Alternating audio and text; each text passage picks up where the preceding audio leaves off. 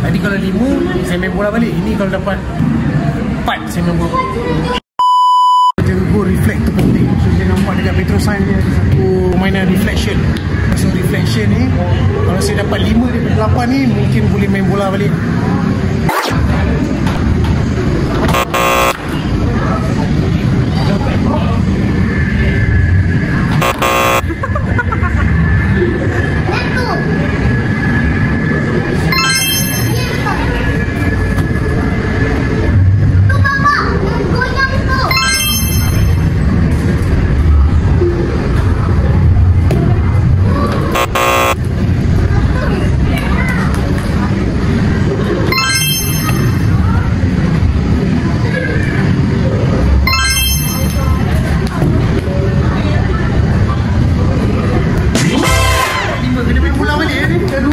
Buat yang the next level pula. Tadi tangan macam ni, ini tangan belakang pula.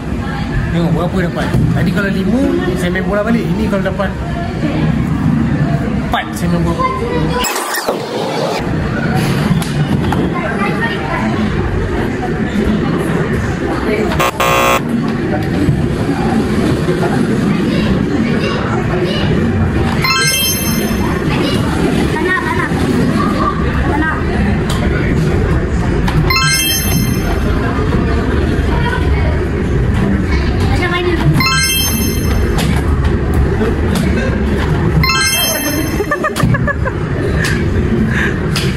Cano.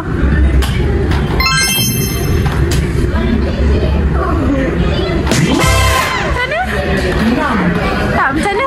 Ha? Kena main bola balik. So kalau ada tim yang nak saya main bola balik, bagi tahu saya. Reflect ni cantik lagi ni. Reflect ni cantik lagi.